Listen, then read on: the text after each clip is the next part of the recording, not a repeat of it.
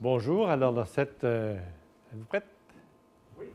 Bonjour, dans cette première capsule sur la physiologie du mourir, nous allons regarder pourquoi est-ce que les malades de fin de vie deviennent si maigres, si cachectiques, qu'est-ce qui explique ça et qu'est-ce que cela nous impose. Et nous allons avoir à regarder les causes des modifications métaboliques de fin de vie et en façon spécifique le métabolisme du sucre, des lipides et des protéines, avec les conséquences que cela a.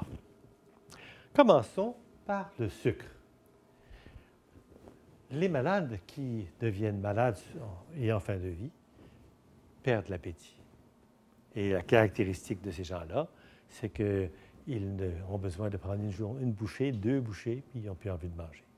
Ils n'ont plus le désir de nourriture.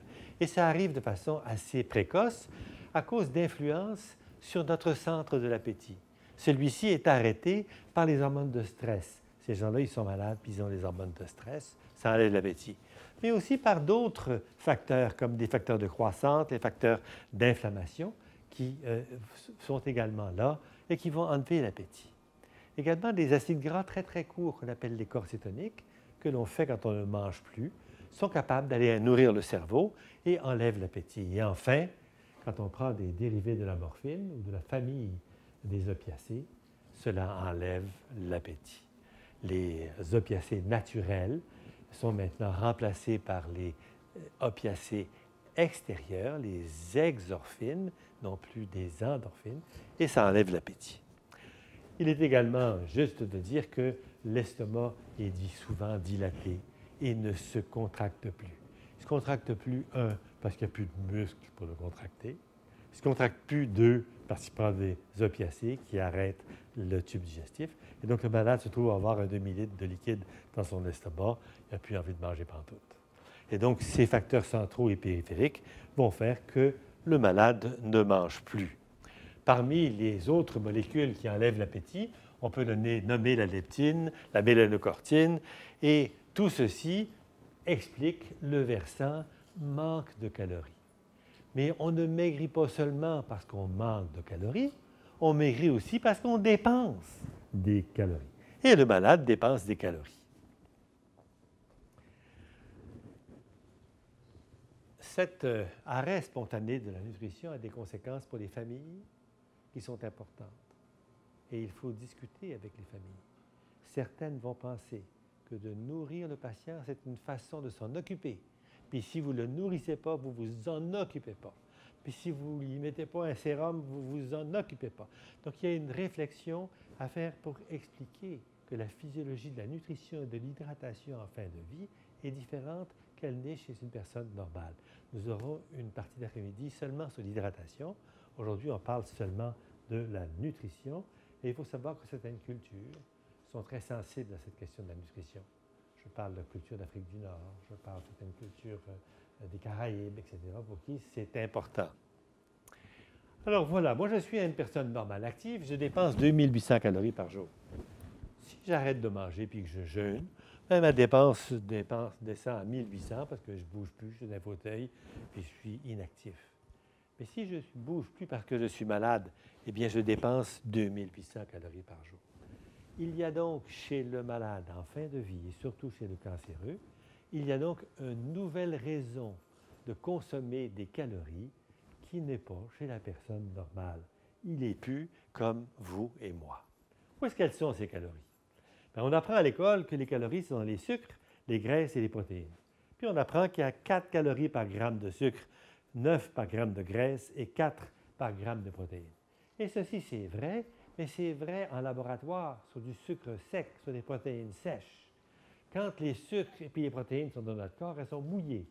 Puis quand elles sont mouillées, il y a 3 grammes de sucre, d'eau pour chaque gramme de sucre, ce qui fait qu'en fait, il y a dans 4 grammes de sucre, un seul gramme de sucre sec, et donc, le résultat des courses, c'est qu'il y a 1 calorie par gramme de sucre mouillé.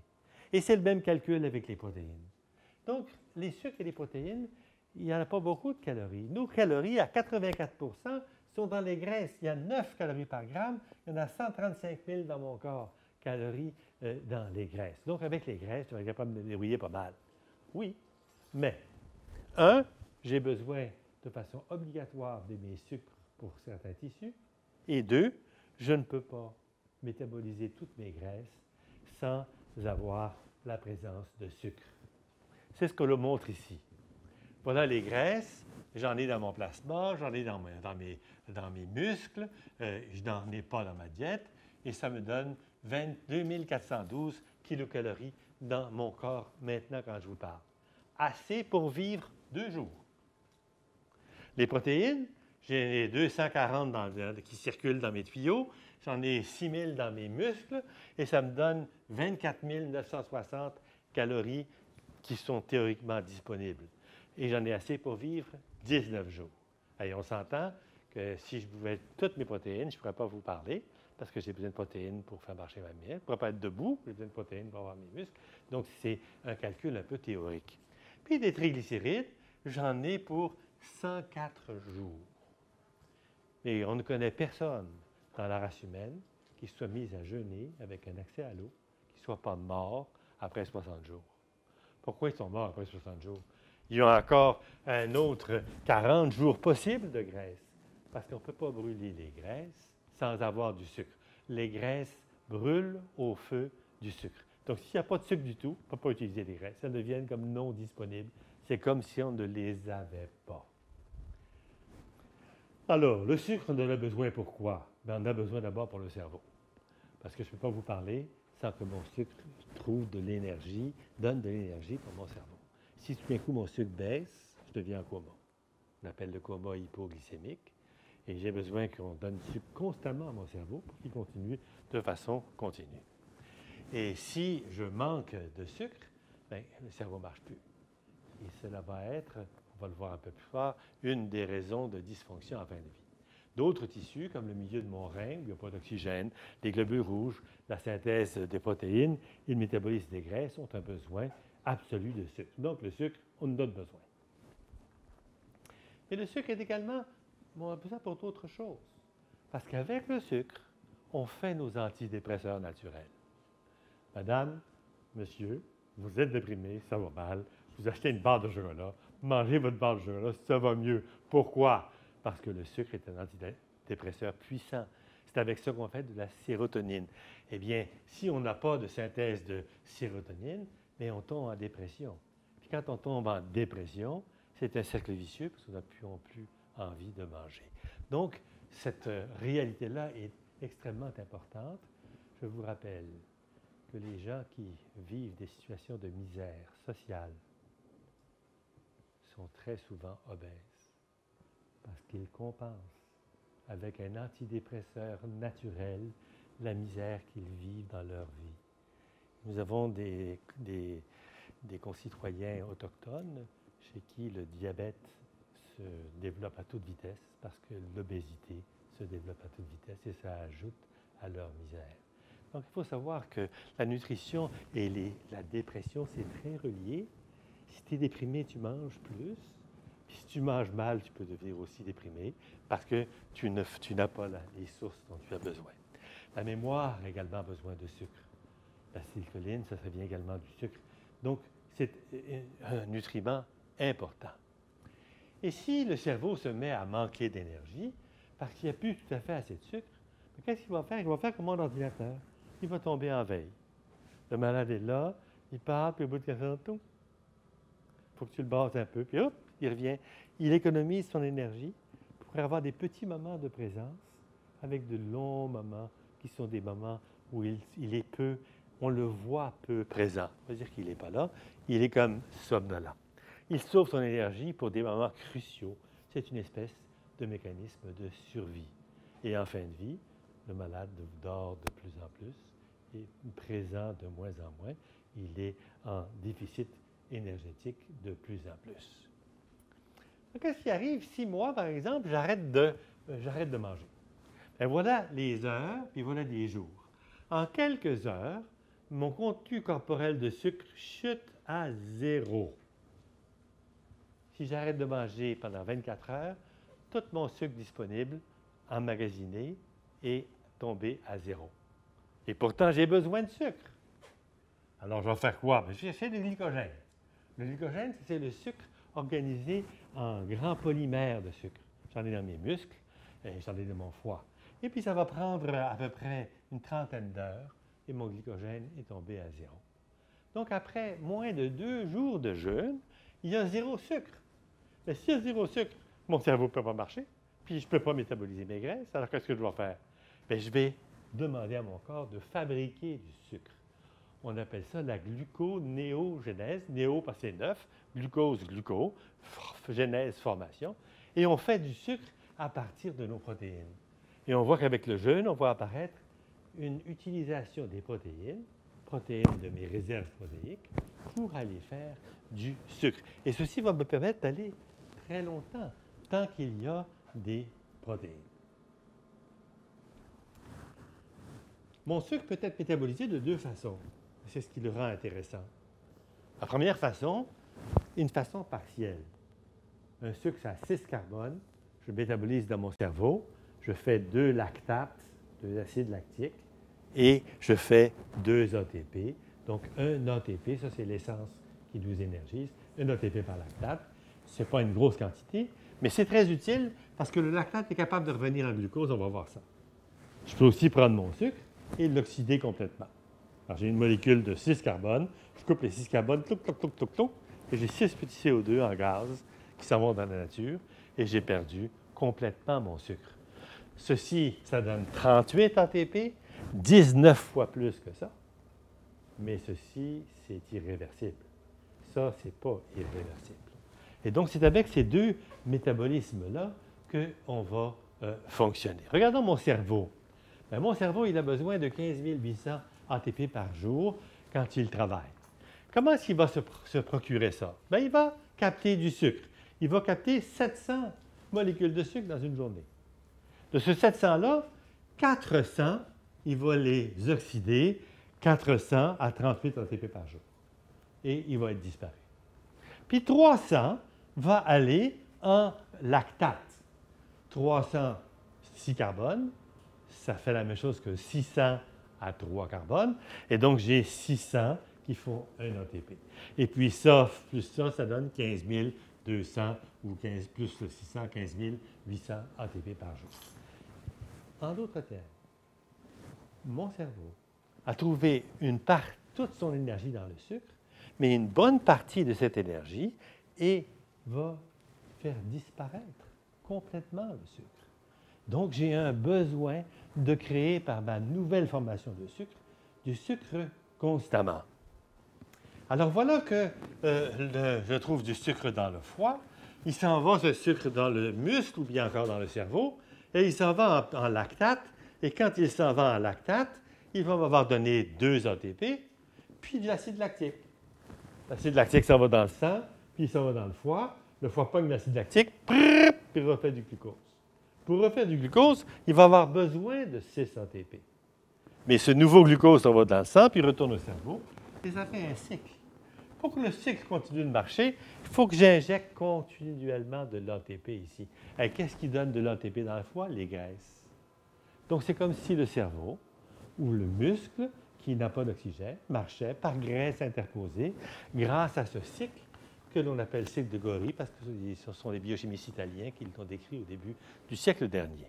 Ce cycle-là est extrêmement précieux. C'est lui qui va me permettre de rester actif quand il n'y a pas d'oxygène. Alors, je fais avec quoi ce sucre-là? Les graisses peuvent faire 0 sucre. Donc, ma réserve en graisse ne me sert à rien pour ça. Le glycérol des graisses, parce qu'ils sont en triglycérides, j'ai 3 acétylglycol et un glycérol, lui, il peut donner du sucre, 20 du sucre. Puis le 80 qui reste, c'est les protéines. Les protéines sont ma source de sucre. Les protéines, c'est une espèce de grand train d'acides aminés, une protéine. Un long fil d'acides aminés attachés les uns les autres, comme un train. Puis quand ce fil est fait, il se replie, et voilà qu'elle fait une espèce de formation tridimensionnelle, où l'acide aminé de la fin est à côté de l'acide aminé du début. Puis ça fait des mappages de charge qui vont rendre la protéine active. Eh bien, dans une protéine, 66 des acides aminés peuvent donner du sucre. Mais attention, 33 des acides aminés ne peuvent pas en donner. Et donc, si j'ai besoin de faire du sucre, mais il y a seulement 2/3 de mes protéines qui vont être utilisables pour faire du sucre. Et je vous rappelle que ce n'est pas 2/3 du poids de protéines, parce qu'une protéine, il y a 4 grammes, 3 grammes d'eau pour 1 gramme de protéines. Et ça fait que 2/3 des muscles pourront aller vers le lactate et le glucose, et 1/3 ira obligatoirement vers l'oxydation. Pour réduire les besoins en sucre, je suis obligé, mon corps va essayer d'introduire une petite molécule qui va être capable de remplacer le sucre. Cette petite molécule, ça va être des petits acides gras très courts, à 3 carbones, qu'on appelle les corps cétoniques, qui sont fabriqués et qui sont tellement petits qu'ils passent la barrière hémo-encéphalique. Et eux, ils peuvent nourrir mon cerveau. Les nouveau-nés survivent grâce à ça. Si j'en ai des corps cétoniques, mettons une captation de corps cétoniques qui était à 0, qui est maintenant à 750, bien, je vois que maintenant, j'ai besoin de beaucoup moins, non plus 700, mais seulement 240 de glucose. La quantité de lactate en lactate a chuté et l'oxydation a chuté considérablement. Eh bien, je vais avoir besoin, si j'ai des corps cétoniques, de 96 grammes, presque 100 grammes de protéines par jour. Alors que si je n'en ai pas, j'ai besoin de presque 500 grammes, 430 grammes de protéines par jour. Donc, c'est très utile, ces corps cétoniques, mais il y a un coût à payer, ça enlève l'appétit. Il faut enfin comprendre que les gens qui ont des cancers ont des cellules qui ont décidé de survivre à toutes. Elles se mettent à manger à toute vitesse et elles se nourrissent en premier. Et la cellule cancéreuse, qu'est-ce qu'elle va chercher comme nutriment? Du sucre. Pourquoi? Parce qu'il n'y a pas de mitochondries dans les cellules cancéreuses. C'est comme dans les globules rouges. Pour être capable de faire de l'oxydation, d'aller chercher de l'oxygène, avec l'oxydation, ça prend une structure qu'on appelle les mitochondries. Il n'y en a pas dans le cancer. Et par conséquent, le glucose qui provient du catabolisme des muscles, c'est tout ce que le cancer peut manger. Puis il est affamé, ce cancer-là. Il mange sans arrêt. Puis lui, quand même, qu'il brise tous les muscles du monsieur, ça ne le dérange pas pantoute. Lui, il se sert en premier. Résultat des courses, le monsieur perd ses muscles. Puis il perd ses muscles rapidement. Je dis le monsieur, je dis la personne perd ses muscles, parce que les madames, c'est exactement pareil. On a donc une diminution de l'appétit et une diminution des apports caloriques, mais en plus, on a un travail augmenté. Ceci va faire quoi? Une augmentation du catabolisme protéique. Et ce catabolisme protéique qui disparaît va faire que nous allons être obligés d'utiliser de plus en plus des graisses. Puis vous allez voir apparaître en fin de vie un syndrome qui ressemble au syndrome métabolique. Les malades qui meurent dans mon unité de soins palliatifs, ils ont toutes une glycémie anormalement haute. Anormalement haute. Ils ne sont pas en hypoglycémie parce qu'ils bouffent des acides gras et donc ils essayent de ne pas utiliser de sucre pour le laisser pour les globules rouges, pour le cerveau, etc. Et donc, ils se trouvent avec une situation spéciale. Il faut également savoir que dans cette situation spéciale, qui est une situation de dénutrition, il se trouve que cela a des effets très profonds sur leur système immunitaire. Mon système immunitaire, c'est ça qui me protège contre les bactéries, contre les cancers, contre les champignons. Et ce monsieur qui ne mange plus, qui a commencé à perdre du poids et qui a presque plus de protéines, qui a tellement plus de muscles qu'il marche difficilement, et même quand il marche, il n'y a plus assez de muscles pour s'empêcher d'une situation où il perd l'équilibre et donc il tombe. Ils ont maintenant un monsieur qui tombe. Et ce monsieur-là, qui est déficient, il est déficient également sur le plan immunitaire. Puis quand il est déficient sur le plan immunitaire, on n'est pas surpris qu'un matin, sa voix est rauque, puis il a mal dans la bouche. Sa bouche, c'est plein de plaques blanches. C'est parce que les champignons se sont mis à pousser dans sa bouche. Pourquoi ils ne poussaient pas avant? Parce qu'il y avait un bon système immunitaire. Maintenant, la dénutrition a enlevé le système immunitaire. Les plaques blanches se montrent bien. Il n'est plus capable de se défendre contre les champignons. Au fond, la vie, hein, c'est un tissu de vivant. Et puis, nous, on reste dans notre petit monde à nous grâce au système immunitaire. Le système immunitaire disparaît avec la dénutrition. Et les bonnes nouvelles pour vous, il disparaît aussi avec la dépression. Puis il disparaît aussi quand le glucose est trop bas.